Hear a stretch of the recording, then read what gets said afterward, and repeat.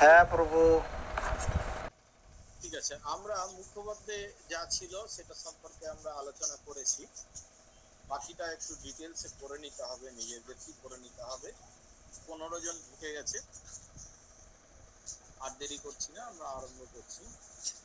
এটা খুব ভাইটাল। এই মুখপত্রের পরে যেটা রয়েছে সেটা হলো পরম। তা আমরা বলছি যে আমাদের একটা পরম্পরা রয়েছে। আমাদের পরম্পরাটার নাম কেউ বলতে পারবে? আমরা কোন পরম্পরায় রয়েছি? কেউ একজন? গৌড়ীয় বৈষ্ণব। হ্যাঁ, ব্রহ্ম মধ্য গৌড়ীয় সম্প্রদায়। গুরু পরম্পরা। এই যে ব্রহ্ম মধ্য গৌড়ীয় সম্প্রদায়ে আমরা রয়েছি, আরো অনেক সম্প্রদায় রয়েছে, কিন্তু আমরা এই ব্রহ্ম মধ্য গৌড়ীয় সম্প্রদায়ে রয়েছি। এইটার যে একটা সম্প্রদায় কি করে তৈরি হবে তার একটা পরম্পরা প্রত্যেকটা গৌড়ীয় মধ্য বৈষ্ণব সম্প্রদায় রয়েছে। তো আমাদের এই পরম্পরা যেটা রয়েছে সেই পরম্পরা সম্পর্কে ঠাকুর এক জায়গায় লিখেছেন। শ্রীকৃষ্ণ ব্রহ্মর দেবর্ষি বাদরায়ণ সম্প্রদান শ্রীমধ্য শ্রী পদ্মনাভ শ্রীমন হরি মাধবান অক্ষয়ভ্য জয়তীর্থ জ্ঞান সিন্ধু দয়ানিধিন শ্রী বিদ্যানিধি রাজেন্দ্র জয় ধর্মন প্রমাদয়ন সম্প্রদায় পুরুষোত্তম ব্রহ্মণ্য ব্যাস সতীর্থার্থ সংস্তম ততো লক্ষ্মীপতিন শ্রী মাধবেন্দ্রং চ ভক্তিতা তৎশিষ্যান শ্রী ঈশ্বর অদ্বৈত নিত্যানন্দান জগদ্গুরুন দেবাস্মীশ্বর শিষ্যং শ্রী চৈতন্যং চ ভজামহে শ্রীকৃষ্ণ প্রেম দানেন যেন নিস্তারিতং জগৎ ইতি গুরু পরম্পরা। এই গুরুদেব পরম্পরাটা কেউ উড়ে এসে জুড়ে বসেছে এরকম নিজে নিজেই একটা সৃষ্টি করে দিলাম। আজকালকার দিনে যেরকম অনেকে করছে, যাকেই দেখবেন সে বলবে আমার পরম্পরা আছে, তোমার পরম্পরাটা কি? ও বলে দেবে একটা, হ্যাঁ পরম্পরা আছে তো, কৃষ্ণ তারপরে অমুক অমুক অমুক। তো এরকম নিজের থেকেই একটা বলে দিলাম, এরকম কোনো ঘটনা একটা নয়। আমরা কোনো ভুল সংস্থা নই যে এটা হঠাৎ করে নিজেরাই সৃষ্টি করে দিলাম, এরকম নয়। এরকম শাস্ত্রের মধ্যে লেখা রয়েছে যে এই কথাটা লেখা রয়েছে যে শ্রীকৃষ্ণ থেকে এখন পর্যন্ত যতগুলো রয়েছে, এখানে অবশ্য শ্রী চৈতন্য মহাপ্রভু পর্যন্ত পরম্পরাটা লেখা রয়েছে। শ্রী চৈতন্য মহাপ্রভুর পর থেকে কি পরম্পরা হবে সেটা আমাদের মুক্তি বিনোদ ঠাকুর একটা লিখেছেন। এটা কিন্তু আগে থেকেই লেখা রয়েছে, শাস্ত্রের মধ্যে লেখা রয়েছে। কোন শাস্ত্রে লেখা হয়ে গেছে এইটা আমার ঠিক মনে নেই, তো কিন্তু আমি এটা পরবর্তীকালে দিয়ে দেবো, অসুবিধা নেই। তো এই পরম্পরাটা কিন্তু শাস্ত্রে রয়েছে, যার থেকে আমরা এগুলো দিচ্ছি। যাই হোক, তো আমরা পরম্পরায় আসি। তো পরম্পরা কথাটা হলো ভগবানের সাথে আমাদের যে ক্রম, সেই ক্রমটা কিভাবে রয়েছে সেটাই হলো পরম্পরা। এই পরম্পরা সম্পর্কে আমরা দ্বিতীয় স্লাইড দেখব। দেখুন, একটু ইংরেজিতে রয়েছে।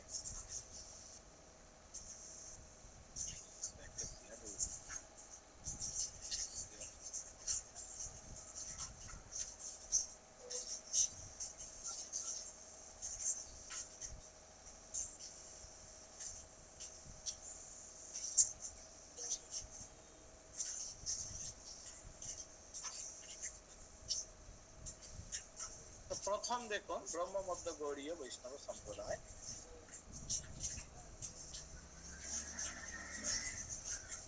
দেখুন এখানে প্রথম দেখাচ্ছে হলো শ্রীকৃষ্ণ। শ্রীকৃষ্ণ থেকে অনেকগুলো সম্প্রদায় রয়েছে, কিন্তু দেখুন একটা আছে হংস পরম্পরা। দেখুন ডান দিকে এরকম আমার লেখাগুলো হয়তো দেখা যাচ্ছে, ছোট দেখা যাচ্ছে, মোবাইলটা কি ঘুরিয়ে নিন তাহলে বোঝা যাবে। তো প্রথমে হলো হংস পরম্পরা। হংস পরম্পরার মধ্যে দেখতে পাবেন প্রথম হচ্ছে হলো ব্রহ্মা। কৃষ্ণ ব্রহ্মাকে বলেছেন, ব্রহ্মা চতুষ্কুমারকে বলেছেন, চতুষ্কুমার থেকে আসছে হলো দুর্বাসা মুনি, তার থেকে আসছে হলো জ্ঞাননিধি, তার থেকে আসছে গরুদ বাসনা, তারপরে আসছে কৈবল্য তীর্থ, তারপরে আছে জ্ঞানেশ তীর্থ, তারপরে আসছে পরা তীর্থ। এইভাবে করে আসছে, এখানে এসে একদম অচ্যুত প্রকেশচারীয় তীর্থ এইখান পর্যন্ত আসছে। এদিক দিয়ে আসছে, এদিক থেকে তার শিষ্য হচ্ছেন হলো মধ্বাচার্য। ঠিক আছে, আবার যদি আমরা সোজাসুজি আসি তাহলে কৃষ্ণ, তার থেকে লর্ড ব্রহ্মা আসছেন, ব্রহ্মার থেকে নারদ মুনি আসছেন, নারদ মুনি তার শিষ্য, নারদ মুনির থেকে শ্রীল ব্যাসদেব আসছেন, ব্যাসদেবের শিষ্য হচ্ছে মধ্বাচার্য। ঠিক আছে, মধ্বাচার্য শ্রীল ব্যাসদেবের শিষ্য। এই যে অচ্যুত প্রেক্ষাচার্য তীর্থ, ওনার কাছ থেকে তিনি কিছু জ্ঞান গ্রহণ করেছেন, তিনি শিক্ষা গুরু। এই 5 নম্বর আসছে, সেখান থেকে তিনি কি আসছেন না 6 নম্বরে দেখুন পদ্মনাভ তীর্থ আসছেন। এইবার তারপরে আসছেন কি নৃহরি। 8 আসছেন হলো কে না মাধব তীর্থ, তারপরে অক্ষোভ। এই যে আসছি দেখুন, এই জায়গাটা একটা ঘটনা রয়েছে।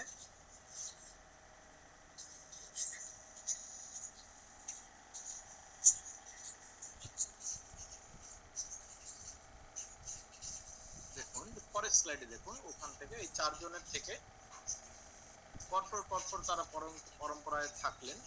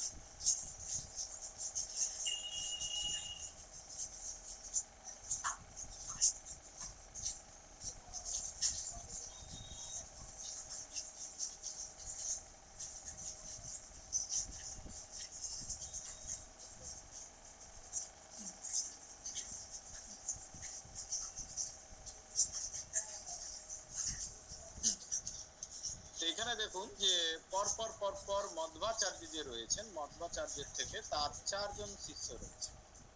একজন হলো পদ্মনাভ তীর্থ, তারপরে নিহরি, তারপরে মাধব তীর্থ, অক্ষোভ তীর্থ। দেখুন এই 4 জন যারা রয়েছে, এরা কিন্তু প্রত্যেকে গুরু, এরা কিন্তু একজন আরেকজনের শিষ্য নয়।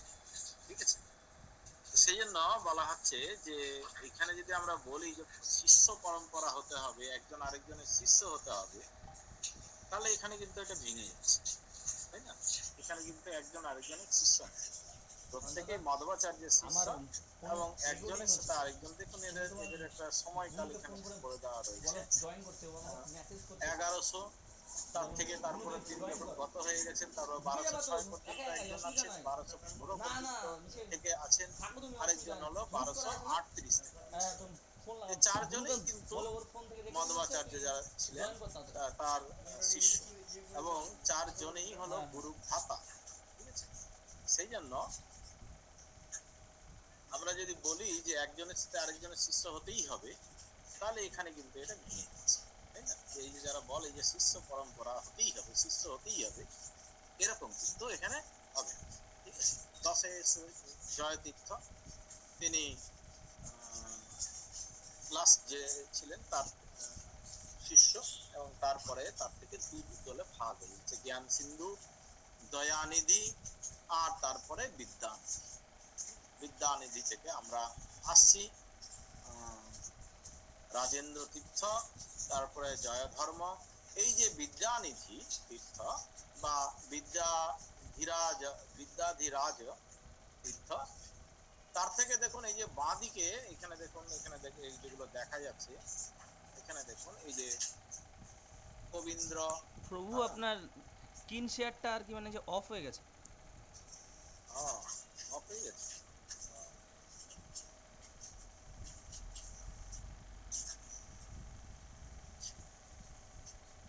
হচ্ছে না প্রভু।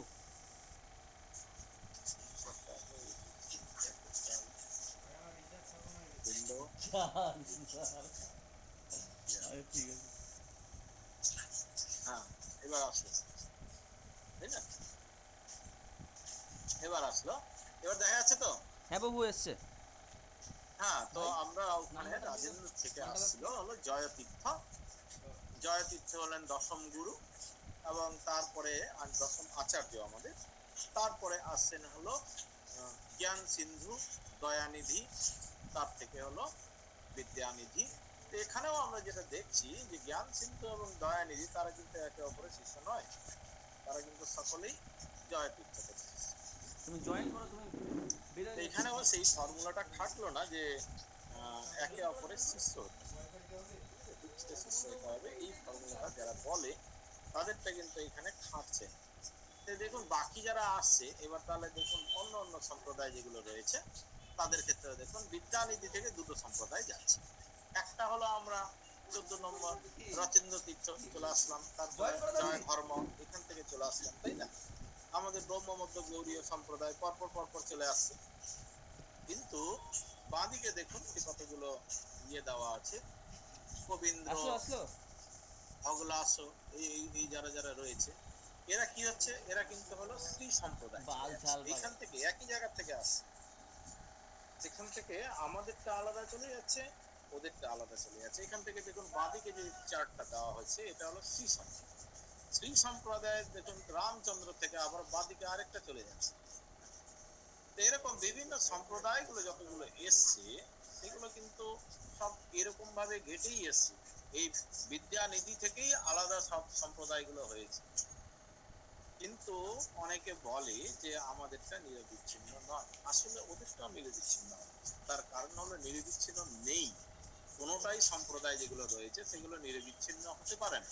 তার কারণ হলো এর আগেই এই যে জয়তীর্থ তার যে পরে যারা রয়েছেন তারা একে অপরের শিষ্য নয়।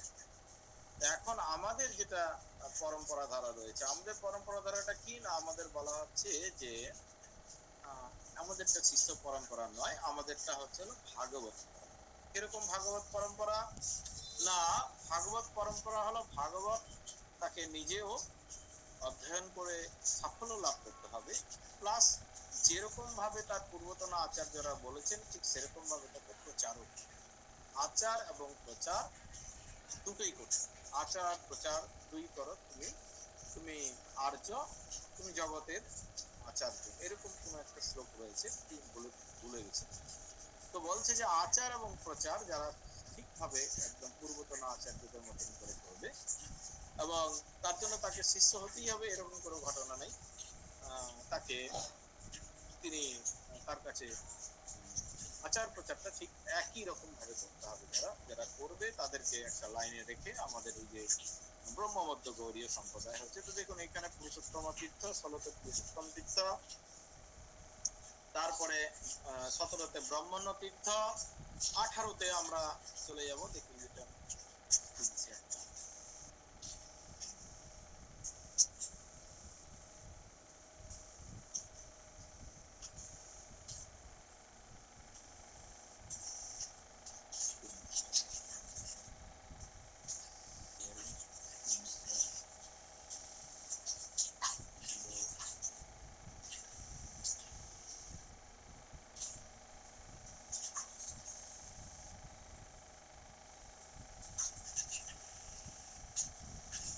তে দেখুন আমরা চলে আসছি। 18টা এখানে দেখাচ্ছে না, ওই জায়গাটা কেটে গেছে। তা 18তে একদম পুরোপুরি আসছে ব্যাস তীর্থ, লক্ষ্মীপতি, এইখান থেকে লক্ষ্মীপতি, মাধবেন্দ্রপুরী, ঈশ্বরপুরী, এখান থেকে আসছে। দেখুন এখানে 24 থেকে দেখাচ্ছে রঘুনাথ দাস গোস্বামী, জীব গোস্বামী। হ্যাঁ, এই যে এখানে জীব গোস্বামী, রঘুনাথ দাস গোস্বামী এগুলো রয়েছে দেখুন। তো জীব গোস্বামী, রঘুনাথ দাস গোস্বামী তারা দুজনেই একই রূপ গোস্বামীর শিষ্য। রূপ গোস্বামীর থেকে দেখুন কৃষ্ণদাস কবিরাজ আসছেন, তিনিও আমাদের পরম্পরার মধ্যে রয়েছেন। হ্যাঁ, এদিকে দেখুন জাহ্নবা মাতার থেকে আবার একখানা নতুন ইয়ে শুরু হয়ে গেছে, আরেকটা পরম্পরা শুরু হয়ে গেছে। জাহ্নবার মাতার থেকে রামচন্দ্র গোস্বামী, তারপর রাজবল্লভ গোস্বামী, কেশবানন্দ গোস্বামী। হ্যাঁ, তো এরকম ভাবে একটা আবার চলে এসছে, এরকম এসে এইখান থেকে এসছেন হলো ভক্তি বিনোদ ঠাকুর। তাহলে দেখুন, একদিকে যাচ্ছেন হলো একদিকে যাচ্ছে হলো রূপ গোস্বামী থেকে ধারা যাচ্ছে, একদিকে জাহ্নবী মাতার থেকে ধারা যাচ্ছে, আরেক দিকে যাচ্ছে হলো আরেক জায়গা থেকে ধারা আসছে রঘুনাথ দাস গোস্বামী থেকে কৃষ্ণদাস গোস্বামী, তিনটা ধারাতে আসছে। কিন্তু এসে এইরকম দেখুন, এদিকে আবার আরেকটা খুলে গেছে শ্যামানন্দ প্রভুর দিক দিয়ে, রসিকানন্দ প্রভু এই দিক দিয়ে একটা গেছে। কিন্তু এই যে পরপর পরপর তাদের শিষ্যগুলো রয়েছে, তাদের মধ্যে দিয়ে আমাদের ধারাটা কোন দিক দিয়ে যাচ্ছে? আমাদের ধারাটা যাচ্ছে জীব গোস্বামী, তারপরে আসছেন হলো অন্য এখান থেকে চলে আসলো যেমন জীব গোস্বামী, আর হলো 24 নম্বর জীব গোস্বামী রঘুনাথ দাস গোস্বামী সমসাময়িক, দুজনকে একই সাথে রাখা হয়েছে। তারপরে কিন্তু কৃষ্ণ দাস কবিরাজ গোস্বামী চলে আসছে। তারপরে 26-এ চলে আসছেন নরোত্তম দাস ঠাকুর। তিনি কোথা থেকে আসছেন? না, তিনি কিন্তু স্বরগোস্বামীদের মধ্যে অন্যতম। তিনি লোকনাথ গোস্বামী থেকে আসছেন। লোকনাথ গোস্বামী কিন্তু আমাদের ইয়েতে নেই, আমাদের পরম্পরা ধারায় নেই, কারণ তিনি আচার্য করেছিলেন কিন্তু প্রচারটা ঠিক সেইভাবে করেন, যার জন্য তাকে রাখা হয়নি। কিন্তু তার শিষ্য দেখুন এখানে চলে আসছে নরোত্তম দাস ঠাকুর, তিনি কিন্তু আমাদের আবার পরম্পরা ধারার মধ্যে 26 নম্বরে রয়েছে। 27 নম্বরে দেখুন আবার ওইখান থেকেই এই নরোত্তম দাস ঠাকুর যেখান থেকে আসছিলেন সেখান থেকেই আবার দেখুন এই দিক দিয়ে চলে আসলো, এইখানে আবার বিশ্বনাথ চক্রবর্তী ঠাকুর চলে আসছে। বিশ্বনাথ চক্রবর্তী ঠাকুর থেকে তারপরে বলদেব বিদ্যাভূষণ চলে আসছেন। বলদেব বিদ্যাভূষণ হচ্ছেন হলো 28 নম্বর। 28 নম্বরে আবার দেখুন জগন্নাথ দাস বাবাজি মহারাজ চলে আসছেন। হ্যাঁ, তিনি কিন্তু নয়, মধুসূদন দাস বাবাজির শিষ্য। এখানে আবার বাবাজিতে চলে আসছে, দেখুন চিন্তা করে দেখুন। আর সেখান থেকে আবার ভক্তি বিনোদ ঠাকুরে চলে আছে, যিনি জাহ্নবী মাতার সাথে পরম্পরা দ্বারাই যুক্ত। এবং সেখান থেকে আবার তার যে শিষ্য ললিত প্রসাদ ঠাকুর সেদিকে কিন্তু যাচ্ছে না, আবার তার শিষ্য না হয়ে সেখান থেকে আবার চলে আসছে হচ্ছে হলো গৌর কিশোর দাস বাবাজি মহারাজের কাছে, যিনি ভগবান দাস বাবাজির শিষ্য। এবং সেখান থেকে আবার চলে আসছে ভক্তি সিদ্ধান্ত সরস্বতী ঠাকুর, যিনি গৌর কিশোর দাস বাবাজির শিষ্য ছিলেন। এবং সেখান থেকে এসি ভক্তি বেদান্ত স্বামী ছিল প্রভুপাদ পর্যন্ত আসছে। তো আমরা যেটা দেখতে পাচ্ছি, আমাদের যে পরম্পরাটা রয়েছে এই পরম্পরাটা কিন্তু এরকম শিষ্য পরম্পরা নয়, কিন্তু এটা ভাগবত পরম্পরা। ভাগবত পরম্পরা মানে আমাদেরটার মধ্যে হতে হবে যে শিষ্য হোক বা না হোক, কিন্তু তাদের যে শিক্ষা এবং তাদের যে প্রশিক্ষণ, অন্যদেরকে প্রচার, আচার এবং প্রচার ঠিক সেম ধারায় হতে হবে যা পূর্বতন আচার্যরা করেছে। তো এটাকে বলা হচ্ছে ভাগবত পরম্পরা। দেখুন, এটা নিরবিচ্ছিন্ন নয়। আবার ওদের ক্ষেত্রে ওরা যেটা বলছে যে ওদেরটাও হলো নিরবিচ্ছিন্ন, ওদেরটা শিষ্য পরম্পরা, তো সেটাও কিন্তু নিরবিচ্ছিন্ন নয়। কারণ আমি দেখিয়েছি আগেই যে দু জায়গায় রয়েছে যেখানে একে অপরের শিষ্য কিন্তু তারা নয়, তারা সবাই গুরু ভ্রাতা। হ্যাঁ, তো সুতরাং আমরা যেটা বলছি যে এটা বলার কারণ হলো, এটা জানিয়ে রাখলাম, কারণ অনেকেই উল্টো পাল্টা বোঝাতে পারে।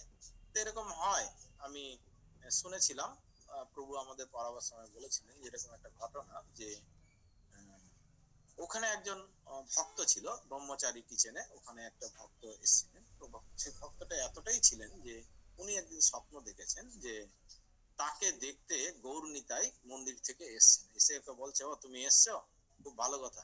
হ্যাঁ, তো তার সাথে এরকম তিনি স্বপ্ন দেখেছেন যে গৌর নিতাই এসে তাকে বলছে, ও তুমি এসছো, হ্যাঁ, খুব ভালো কথা।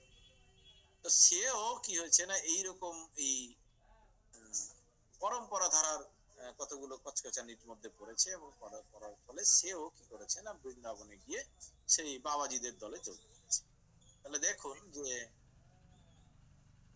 এই যে পরম্পরা ধারা, এই পরম্পরা ধারার মধ্যে যারা যারা রয়েছেন তারা